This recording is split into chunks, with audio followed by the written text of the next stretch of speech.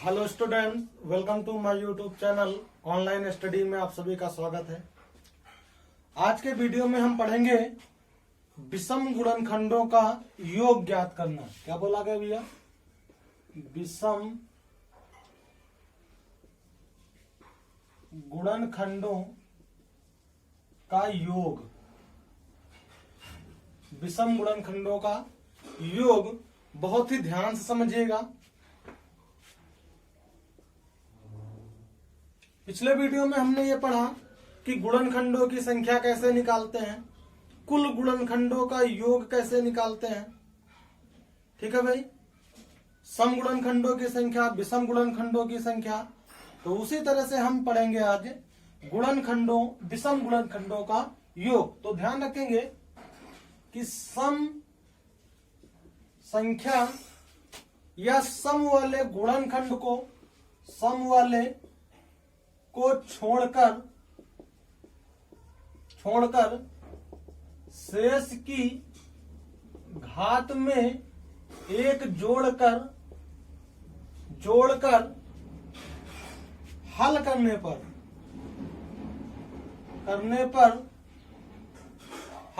पर योग ज्ञात होगा। मतलब जैसे कुल गुणनखंडों की संख्या का योग निकालते थे, उसी तरह से यहां पर हम कुल की बात थे। जब कुल निकालते थे तो क्या लिखे थे भाई कि अगर a की पावर x है तो +1 माइनस का 1 अपॉन में a माइनस 1, ऐसा फार्मूला बनाए थे।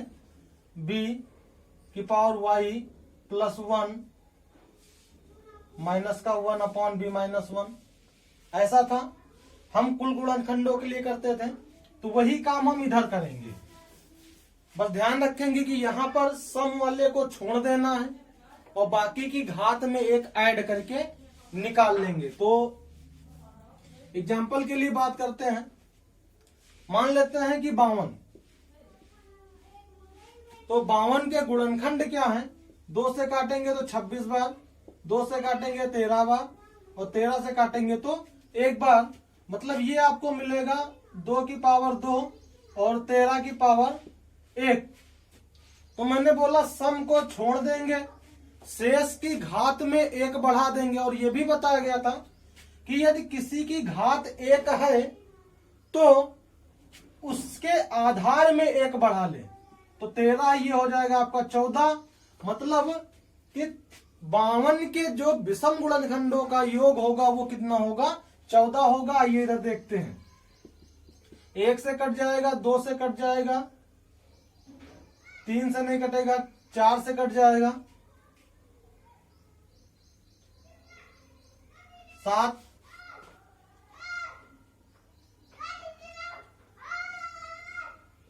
8 से नहीं कटेगा, 9 से कट जाएगा, 6 से ये कट जाएगा भाई, 6 9 54 और 9 6 54। फिर ये आपका हो जाएगा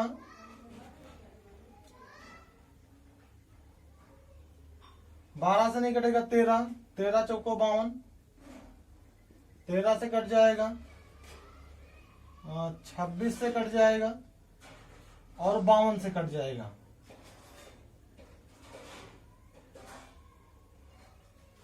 ठीक है भाई। तो यहां पर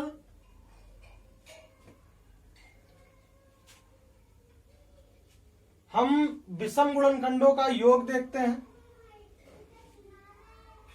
तो एक ये विषम और ये विषम हो जाएगा आपका।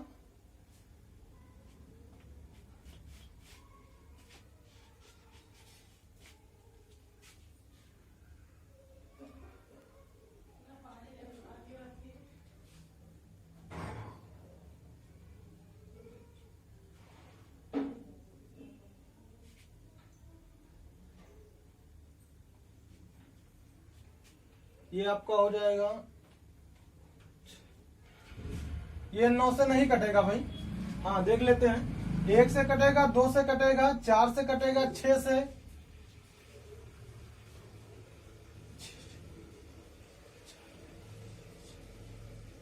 6 से भी नहीं कटेगा ये।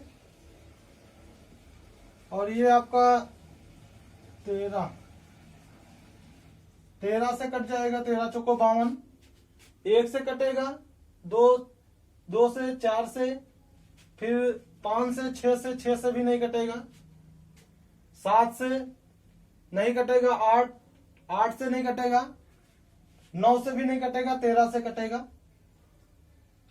अब यहां पर देखते हैं कि विषम गुणनखंड जो होंगे इसके वो 1 होगा और 13 होगा, अर्थात ये मिला के कितना हो जाएगा 14।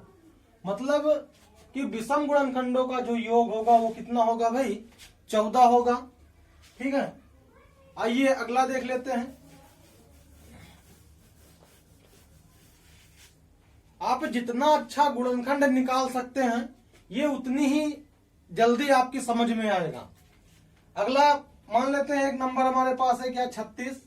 36 को काटे अगर तो 18, 2 से काटे 9 और 3 से काटेंगे 3 बार, 3 से काटेंगे 1 बार, मतलब ये हो जाएगा आपका 2 की पावर 2 और 3 की पावर 2, 2 की पावर 2 और 3 की पावर 2 बार। अब जरा देखें कि 2 को तो छोड़ देना है तो 2 को छोड़ देंगे। आगे वाले में क्या करना भैया, 3 की पावर 2 में एक ऐड करना, -1/3 ये हो जाएगा 3 की पावर 3, तो 3 त्रिक का 9 त्रिक 27 -1, ये आपका हो जाएगा 26 और ये हो जाएगा 3 में से 1 गया 2 और ये हो जाएगा आपका 18। ये अब चेक कर लेते हैं क्या विषम गुणनखंडों, जो 36 के जो विषम गुणनखंड होंगे उनका जो योग है विषम गुणनखंडों का, क्या वो 18 होता है? तो देखते हैं भाई। 36 1 से कटेगा, 2 से कटेगा, 3 से कटेगा, 4 से कटेगा, 6 से कटेगा, 9 से कटेगा, 12 से कटेगा,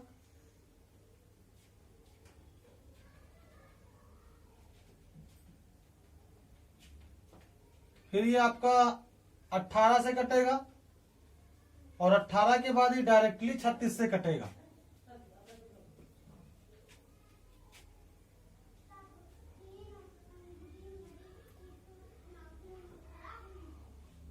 तो देखते हैं भाई क्या विषम गुणनखंडों का योग 36 है, तो एक ये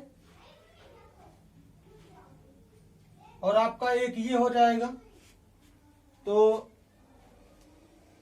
9 9 3 12,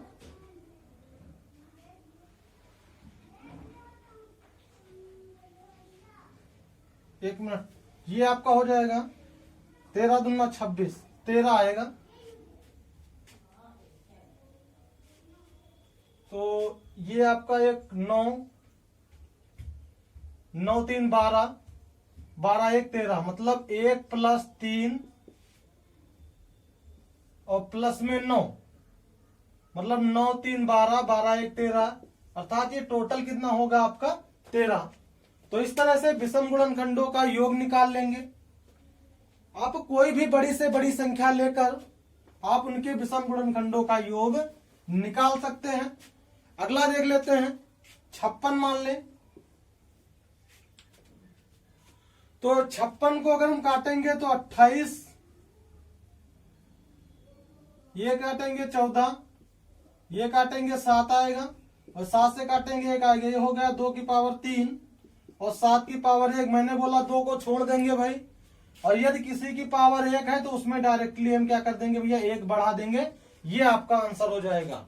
आप इसके गुणनखंड करके विषम गुणनखंडों का योग देख लेंगे और ये आपका आंसर होगा।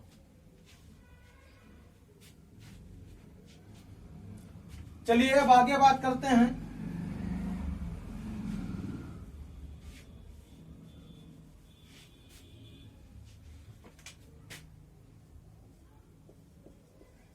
अब बात करते हैं सम गुणनखंडों का योग कैसे पता करते हैं। सम गुणनखंडों का योग। तो आपके पास दो ऑप्शन है। पहले क्या करते हैं भैया कि कुल गुणनखंड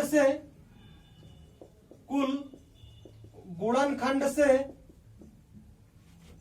माइनस कर दें विषम को, तो हो जाएगा सम का योग। बात समझ में भाई कि पहले कुल गुणनखंड हमको पता हो तो उसमें से विषम गुणनखंडों का योग हम माइनस कर लें तो हमारे पास सम गुणनखंडों का योग बच जाएगा। आइए चेक कर लेते हैं एक बार। मान लेते हैं कि भाई 60 है, 60 को 2 से भाग किए 30 बार, 2 से भाग करेंगे 15, 3 से भाग करेंगे 5 और 5 से भाग करेंगे तो 1 बार। ये आपका हो जाएगा 2 की पावर 2, 3 की पावर 1, 5 की पावर 1, 5 की पावर 1। ये हुआ आपका गुणनखंड। और सबसे पहले इसके हम फैक्टर लिख लें। तो फैक्टर लिखेंगे तो देखते हैं भाई कि जो 60 है ये 1 से कटेगा, 2 से कटेगा, 3 से कटेगा, 4 से कटेगा, 5 से कटेगा, 6 से कटेगा, 7 से नहीं कटेगा, 8 से नहीं कटेगा, 9 से, 10 से कटेगा, 12 से कटेगा, 15 से कटेगा, 20 से कटेगा, 20 के बाद ये 30 से कटेगा और 60 से कटेगा। ठीक है भाई, ये इसके कुल गुणनखंड होंगे। तो सबसे पहले हम इसका योग निकालते हैं। सम विषम की बात कर ले, एक ये विषम, ये विषम, ये विषम है और एक ये विषम है। बाकी सारी संख्याएं क्या है, सम है। तो सबसे पहले इसका योग निकालते हैं। 6 3 9, 9 2 11 मतलब 110, 110 में 15 ऐड करेंगे 125, 125 में 12 ऐड करेंगे 137, 137 में 10 ऐड करेंगे 147, 147 में 6 ऐड करेंगे तो ये आपका हो जाएगा 153, 153 में 5 ऐड करेंगे तो ये हो जाएगा आपका 168 और 168 में 5 ऐड कर लेंगे ये हो जाए 4 ऐड कर लेंगे ये हो जाएगा आपका 172, 72 3 75, 75 और 2 77, 77 1 78। कहने का मतलब है इसका जो टोटल योग है वो 178 आता है। कितना आता भैया, 178। एक बार और चेक कर लेते हैं भाई। 6 3 9 9 2 11 110, 110 15 125, 125 और 12 137, 137 10 147, 147 और 6 ये आपका हो जाएगा 153। 153 में 5 ऐड कर लेंगे 158, 58 और 4 ये आपका 62, 62 और 3 65,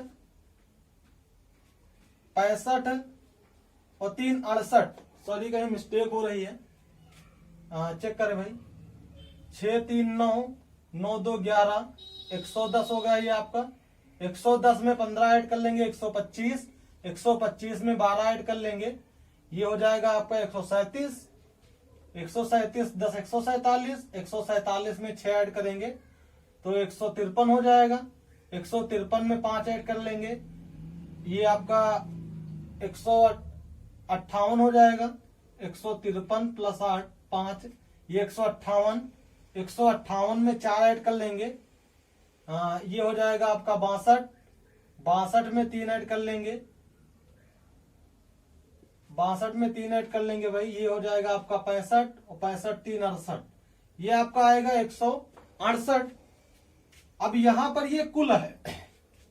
फिर हमने बोला अगर कुल से विषम को माइनस कर लिया जाए तो विषम चेक कर लेते 1 3 5 और ये 15 मतलब 1 3 5 और 15, 15 5 20 और 20 4 24। तो अगर हम यहां से 24 माइनस कर लें तो ये आपका 4 बचेगा, इधर से 16 से 2 गया ये आपका 14 बचा मतलब 144। ये आपका जो सम गुणनखंडों का योग होगा वो कितना आया भाई 144। पहला तो ये है कि कुल से विषम को माइनस कर लिया जाए, कुल से विषम को माइनस कर लिया जाए तो सम प्राप्त कर सकते हैं। दूसरा तरीका देखते हैं भाई।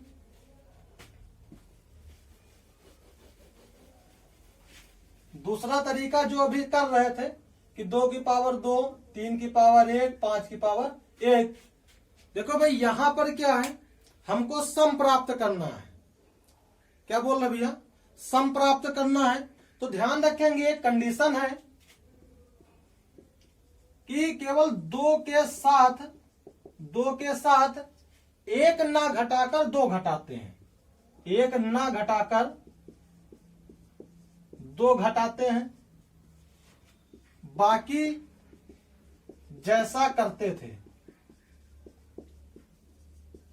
केवल थोड़ा सा ध्यान देना है कि जहां पर 2 की बात होगी 2 के साथ, वहां पर हम 1 ना घटाकर 2 घटाएंगे, बाकी जैसा करते थे वैसा करेंगे। ठीक है, आइए देख लेते हैं भाई। तो अगर इसको हम देखें तो ये क्या है भाई कि 2 की पावर 2 है, तो 2 की पावर 1 घात में 1 ऐड करते थे, ऐड कर लेंगे भाई। माइनस पहले 1 करते थे, लेकिन यहां पर बोला गया है कि 2 के साथ 2 माइनस करेंगे, 1 माइनस नहीं करेंगे। तो ये हो जाएगा 2, नीचे 2 - 1 इंटू 3 में हमने बोला था जहां पर घात 1 मिल जाए तो डायरेक्टली संख्या में 1 बढ़ा सकते हैं। तो 3 की घात 1 है मतलब ये 4 हो जाएगा, और ये 5 की घात 1 है मतलब 6 हो जाएगा। ये हो गया आपका 2 की पावर 3। तो 3 देख लेते हैं भाई कि 2 दूना 4 दूनी 8, 8 से 2 माइनस कर लेंगे बचेगा 6, और नीचे 2 में से 1 गया, बचा कितना 1, इधर 4 और गुणे में 6। हल कर लेंगे भैया, 4 छंग 24 छक्का 144, 6 चौक 24, 24 छक्का 144, ये आपका आंसर। तो इस तरह से भी हम सम संख्या का योग पता कर सकते हैं। आपके पास 2 ऑप्शन है, जो आपको अच्छा लगे आप उसको यूज कर सकते हैं। ठीक है, एक आध और देख लेते हैं भाई, बाकी आप इसकी प्रैक्टिस करिए। देख लेते हैं कोई छोटा सा, मान लेते हैं कि 56। अब थोड़ा इसको जुबान पे करना सीखें। देख लेते हैं, 2 से काटेंगे 28, 2 से काटेंगे 14, और 2 से काटेंगे 7, और 2 7 से काटेंगे तो एक बार में। मतलब ये आपका हो गया 2 की पावर 3 गुणे 7 की पावर 1।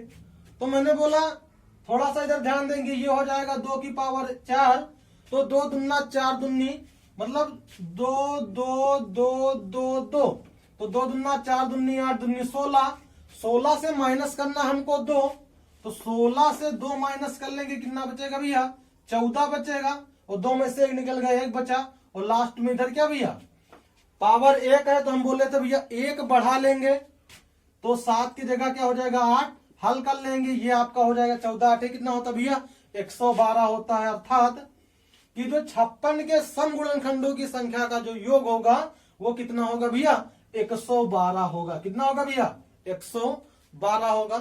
तो इस तरह से हम सम गुणनखंडों की संख्या का योग पता करते हैं। क्या बोला गया भैया, सम गुणनखंडों की संख्या का योग पता करते हैं।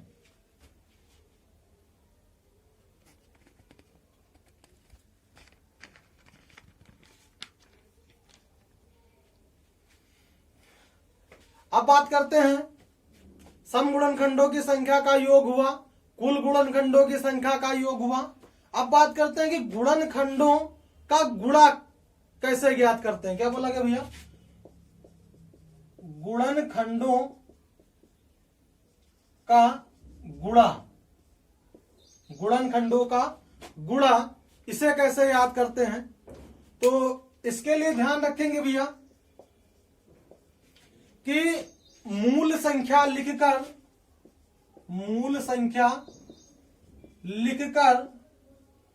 घात में, या कह सकते हैं मूल संख्या लिखकर घात में 1 ऐड करके, घात में क्या करेंगे भैया 1 ऐड करके जोड़ करके 2 से भाग करने पर, 2 से भाग करने पर हमें गुणनखंडों का गुणा प्राप्त होगा। क्या बोला भैया, घात में 1 जोड़कर 2 से भाग करने पर 2 से भाग करने पर, मतलब मूल संख्या लिखें, गुणनखंडों या घातों में एक जोड़कर जैसा कि लिखते थे, और 2 से भाग करने पर हमें गुणनखंडों का गुणा पता हो जाएगा। इसके लिए फॉर्मूला देख लेते हैं भाई, क्या है। मान लेते हैं कि नंबर है a, इसकी पावर x है, और ये b है, इसकी पावर y है। तो हमको गुणनखंडों की संख्या पता करना है। तो मान लेते हैं भाई यही संख्या जो हमारी है, या इसको लिख ले कि जो n है, इसी में क्या कर ले भैया, x प्लस 1 और ये आपका y प्लस 1।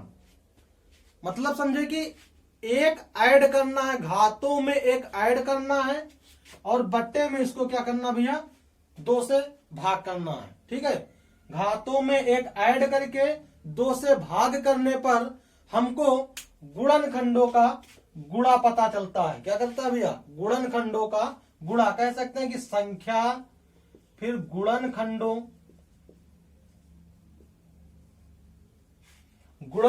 का गुणनखंड को हम 2 से भाग कर लें। ठीक है भाई, तो आइए चेक करते हैं, एक सवाल इसके देखते हैं कि क्या ऐसे हम गुणनखंडों का गुणा निकाल सकते हैं। तो बिल्कुल निकाल सकते हैं। आप वीडियो को जरूर ध्यान से देखें, समझ में आएगा। चलिए देखते हैं भाई। मान लेते हैं कि एक नंबर हमारे पास है क्या, 30। अगर हम 30 को हल करें तो क्या होता भैया, 15। 2 से काटेंगे नहीं कटेगा, 3 से काटेंगे 5 बार में, और 5 से काटेंगे 1 बार में। ये हुआ इतना प्रोसेस। ये निकल कर आया कि 2 की पावर 1, 3 की पावर 1 और 5 की पावर 1। तो मैंने बोला पहले क्या करेंगे भैया, संख्या लिखेंगे। संख्या में घातों, जो गुणनखंडों की घातें हैं, उनको एक एक बढ़ाकर लिखेंगे। तो सबसे पहले हम संख्या लिखेंगे। संख्या हमारी क्या है, 30। और अब इन घातों को हम एक एक बढ़ाकर लिखेंगे। मतलब 2 की घात 1 का मतलब 2, 3 की घात 1 का मतलब 2, और 5 की घात 1 का मतलब 2। और इनको हम 2 से भाग कर देंगे। ये 2 से 2 कट जाएगा, ये हो जाएगा 30 की पावर 4। और यही जो है आपका गुणनखंडों का गुणा होगा। आप इसको हल करके कंफर्म नंबर भी पता कर सकते हैं, नहीं आप यहां से भी गेस कर सकते हैं। ठीक है भाई, आगे देखते हैं।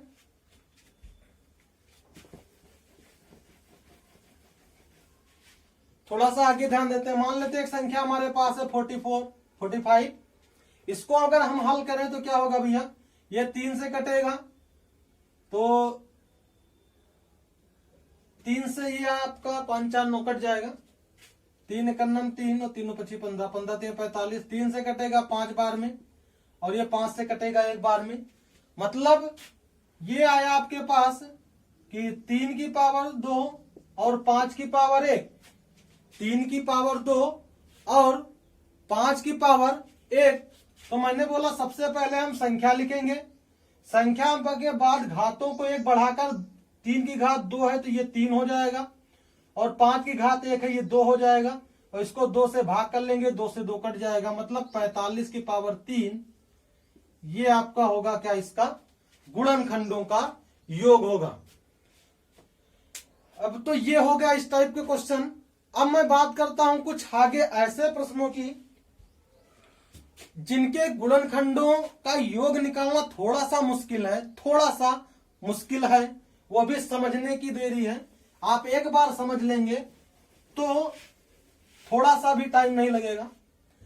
बात करते हैं हम पूर्ण वर्ग संख्या के गुणनखंडों का योग। पूर्ण वर्ग संख्या के गुणनखंडों का योग मतलब जो हमारी पूर्ण वर्ग संख्याएं हैं उनके गुणनखंडों का योग हम कैसे निकालते हैं। तो आइए देखते हैं भाई। मान लेते हैं जो 36 हमारी है, ये 6 का स्क्वायर है, ये पूर्ण वर्ग संख्या है। इसको अगर हम हल करेंगे तो ये 18, 2 से काटेंगे 9 बार, और ये 3 से काटेंगे 3 बार, और ये काटेंगे तो 1 बार। अब जरा देखिए, सॉरी, हाँ अब इसको हम क्या लिख सकते हैं भैया, ये लिख सकते हैं 2 की पावर 2 और 3 की पावर 2, यही तो लिख सकते हैं। मैंने बोला सबसे पहले संख्या लिखेंगे तो संख्या लिख लिए, उसके बाद घातों को एक एक बढ़ा कर लिखेंगे, तो 2 को 1 बढ़ा देंगे 3 और 2 को 1 बढ़ा देंगे 3, और मैंने बोला इसको बटे 2 करना। तो अब जरा देखिए भाई, क्या 3 क्या 2 से विभाज्य होगा? अगर काटते भी हैं तो ये दशमलव में जाएगा, और हमको दशमलव में नहीं लाना है। तो थोड़ी सोचने की बात ये है कि अब भाई ये कटेगा कैसे। तो थोड़ा सा ध्यान देते हैं भाई कि जो ये 36 है इसको हम क्या लिख सकते हैं। इसको फिर मुझे याद आया कि जो ये 36 है ये 6 का स्क्वायर है, 6 का वर्ग है। तो मैं इस 36 को लिख सकता हूं क्या भैया, 6 की पावर 2 लिख सकता हूं ना। फिर बाकी ऐड कर लेते भैया, 3 की पावर 3 गुणे 3। फिर अब इसको 2 से काट लेंगे, ये 2 से 2 कट जाएगा और ये आपका हो जाएगा 6 की पावर 9, 6 की पावर 9, ये आपका आंसर है। ठीक है भाई। तो जो पूर्ण वर्ग संख्याएं होंगी, पूर्ण वर्ग संख्याओं के गुणनखंडों का गुणा ज्ञात करने के लिए हम संख्या के जो संख्या का वर्गमूल होगा उसे हम घात के रूप में बनाएंगे, या संख्या को ही घात के रूप में बनाएंगे। जैसे कि देख लेते हैं, हमारे पास क्या है भैया, 49 है, ये 7 का वर्ग है हमको पता है, तो इसको काटेंगे तो 7 सत्ता 49, 7 एकम 7, ये हो गया 7 की पावर 2। तो मैंने बोला सबसे पहले संख्या लिखेंगे, फिर पावर में 1 बढ़ाकर लिखेंगे, तो ये पावर 2 है, हो गई 3। अब हमको इसको 2 से भाग करना, तो 2 से भाग तो होगा नहीं, तो हमको पता है कि जो ये 49 है आपका, ये 7 का स्क्वायर है भाई, तो इसे हम 7 का स्क्वायर बना लेते हैं, पीछे गुणे 3 कर लेते हैं और बटे में 2 कर लेते हैं, तो ये 2 से 2 कट जाएगा और ये आपका हो गया है 7 की पावर 3। ये आपके गुणनखंडों का योग हो जाएगा। ठीक है भाई। वीडियो अगर अच्छी लगी हो तो इसे subscribe, like, share and comment करना ना भूलें। Thank you. मिलते हैं नेक्स्ट वीडियो के साथ।